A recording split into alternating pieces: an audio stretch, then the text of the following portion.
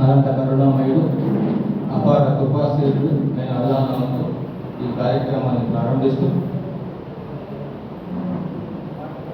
దూదేకల అనే సమాజం ఏ సామాజిక వర్గానికి చెందింది అనే విషయాల గురించి నేను క్లుప్తంగా మీతో పంచుకోవాలని వచ్చాను.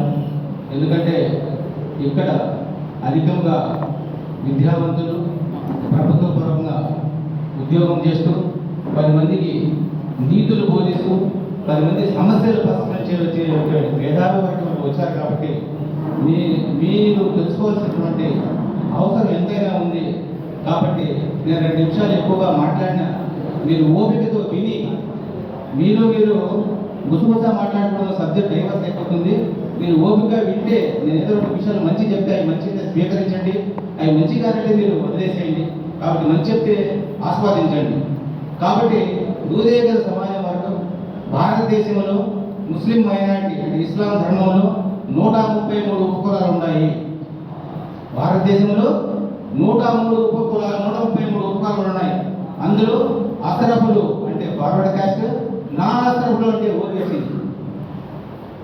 అసరఫులు ఫార్వర్డ్ క్యాస్ట్ 51%, నాన్ అసరఫులు ఓబీసీలో వచ్చేసి 82%. ఈ మొత్తం కలిపి ముస్లిం మైనారిటీలో ఇస్లాం ధర్మంలో 133 ఉపకులాలు ఉన్నాయి భారతదేశంలోని. ఎంతమంది తెలుసో నాకు తెలియదు. కాబట్టి నేను దీన్ని అధ్యయనం చేసిన తర్వాత నాకు తెలిసింది ఏంటంటే సచార్ కమిటీ, రంగనాథ మిశ్రా కమిషన్ ఆధారంగా వారు ఇచ్చినటువంటి రిపోర్టుల ఆధారంగా మనము ఓబీసీ ముస్లింలో అట్ ది లోయర్ లెవెల్ క్యాస్ట్లో ఉన్నాము. మన యొక్క దూదేకల ముస్లింల యొక్క సమాజం స్థితిగతులు ఎక్కడున్నాయంటే సెంట్రల్ లైబ్రరీలో ఉంటాయి. అదేవిధంగా రాష్ట్ర కల్చర్లో కానీ ప్రతి జిల్లా బెంచ్లో కానీ దూదేకలు ఎవరంటే ముస్లిం మైనారిటీలో ఉంటుంది కానీ ఆ పేరు మన హిందువులో దూదేకలను ఉండదు. ఈ విషయాన్ని మనం గుర్తించుకోవాల్సిన అవసరం ఎంతైనా ఉంది. అయితే మనము ఇస్లాం ధర్మంలో ఉన్నప్పటికీ కూడా మన ముస్లిం సోదరులే మనం తక్కువ చూస్తున్నారు. అవసరం వస్తే మన బాయ్ అంటారు, అవసరం లేకపోతే వాడు అదాబ్రాయ్ అంటారు. ఒక జమాత్ వచ్చినట్టు అందరూ ఇష్టం మన అందరం బాయ్ అంటారు. అది అయిపోతే ఏదైనా ప్రభుత్వ పరంగా ఫలాలు ఏమన్నా వస్తుంటే బీసీ అలగరే ఆమె అలగరే అంటారు. ఇది ఎంతవరకు న్యాయం, ఎంతవరకు సబబు అని చెప్పేసి కూడా ఈ సందర్భంలో నేను అడుగుతున్నాను. అయితే నేను గొప్పగా చెప్పుకోవడం అవసరం లేదు. కానీ గతంలో 2004-05లో అప్పటి మైనారిటీ ప్రిన్సిపల్ సెక్రటరీ రామలక్ష్మణ్ గారు ఉన్నప్పుడు మొట్టమొదటిసారి ఎన్టీఆర్ ప్రభుత్వంలో మైనారిటీ బీఈడీ కాలేజ్ రిలీజ్ చేయడం జరిగింది. సార్ కొంచెం వినండి. మైనారిటీ బీఈడీ కాలేజ్ రిలీజ్ చేయడం జరిగింది మొట్టమొదటి రామారావు ప్రభుత్వం వచ్చినప్పుడు. అప్పుడు బాబా కలందరి ఎడ్యుకేషన్ ఇన్స్టిట్యూట్ బీఈడీ కాలేజ్ వచ్చి మా పిల్లల అడ్మిషన్ కోసం దూదేకల అడ్మిషన్ కోసం పోతే అతనేమో ముస్లిము, భార్య ఏమో మన క్యాస్ట్ అమ్మాయి. మీరు దూదేకల మీకు బీజేపీ మీరు అర్హులు కాదని చెప్పాడు. చెప్తే ఇక పరిస్థితి ఏం చేయాలా అనే ఉద్దేశంతో అప్పుడు నేను జిల్లా అధ్యక్షులుగా ఉన్నప్పటికీ రాష్ట్ర బాధ్యత అనుబంధంగా జరిపేవాడిని. అయితే నేను చేసే చిన్న పని ఏంటంటే ప్రతి విషయాన్ని కూడా ఒక లెటర్ ద్వారా గవర్నమెంట్ కరెస్పాండ్ చేస్తాను. ఒక పేపర్ పెడతాను గవర్నమెంట్ ప్రతి విషయాన్ని. నేను పేపర్తోనే అడుగుతాను, మాటతో అడగను. నాకు కావాలి పేపర్ రిప్లై కావాలి.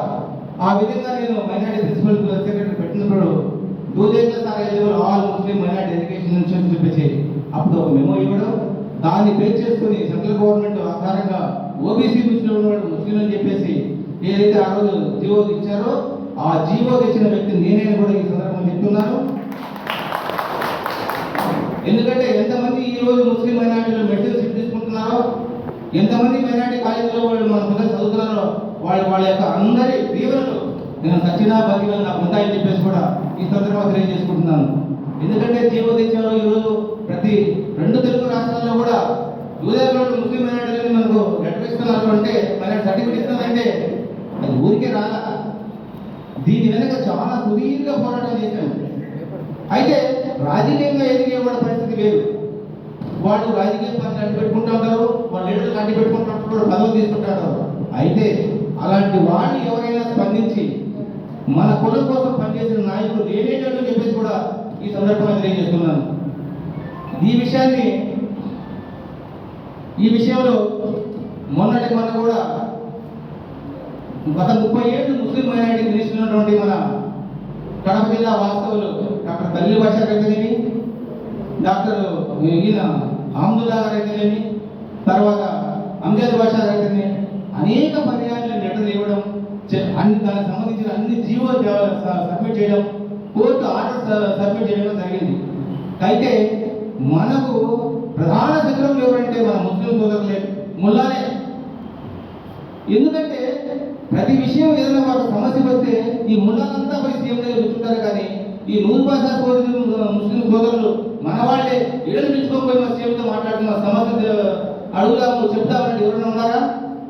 ముస్లిం మైనారిటీ మినిస్టర్ అంటే వాళ్ళు ముస్లిం సోదరులకేనా, మన మైనారిటీ కాదా?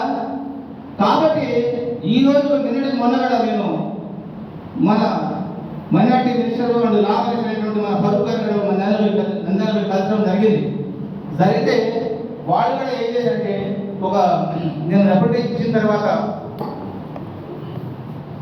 ఇచ్చిన తర్వాత దానికి ఆయన డిస్కస్డ్ ప్రిన్సిపల్ సెక్రటరీ అన్నారు. అంటే నేను అడుగుతున్నాను, ఒక మైనారిటీ మినిస్టర్ ఉంటే మినిస్టర్ ఉదయ్ సాహిబ్ ఊరు తెలియకుండానే ఆయన డిస్కస్ చేయమని ఎందుకు రాస్తారు? ప్రిన్సిపల్ సెక్రటరీ ఐఏఎస్ పర్సన్, వాళ్ళు వస్తూ ఉంటారు, పోతా ఉంటారు. ఈ పొలములో పుట్టి ఈ పొలముల యొక్క నిఘాలకు వచ్చి, దఫాలకు వచ్చి, సదింపులకు వచ్చి, జమాతులకు వచ్చి చూసిన తర్వాత వీళ్ళు ముస్లింలు చెప్పే ధైర్యము ఈ మినిస్టర్ లేదని చెప్పేసి కూడా నేను తెలియజేస్తున్నాను. అయితే ఈ ప్రభుత్వము 7 పాయింట్ల కింద మనకు వాగ్దానం చేస్తున్నది. అందులో మొట్టమొదటి ఏంటంటే దూదేవులకు ముస్లిం జీవో ఇస్తామని చెప్పేసి, దీనికోసం అని చెప్పేసి నేను ఇప్పుడు కూడా కరెస్పాండ్ చేస్తున్నాను.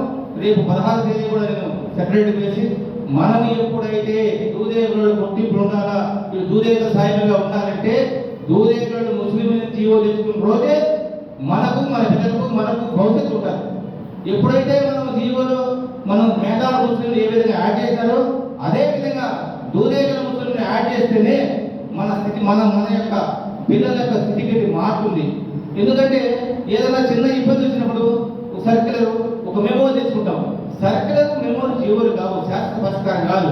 అసలు అదే మేము ముస్లిం మైనారిటీ అంతర్భాగం కేంద్ర ప్రభుత్వం సీరియల్ నెంబర్ 43లో చెప్తా ఉంటే ఇక్కడ సీరియల్ నెంబర్ 5లో ఇస్తూ మీరు ముస్లింలు ఎందుకు చెప్పరు? అసలు ఈ సమాజం, ఈ దుదేగల కులస్తులు ఫలానా సామాన్య వర్గానికి చెందినవారు అనేటువంటి నిర్ణయం తీసుకెళ్ళు ఎవరైనా కానీ వాళ్ళు మనకు అధికారులే కాదు, నాయకులు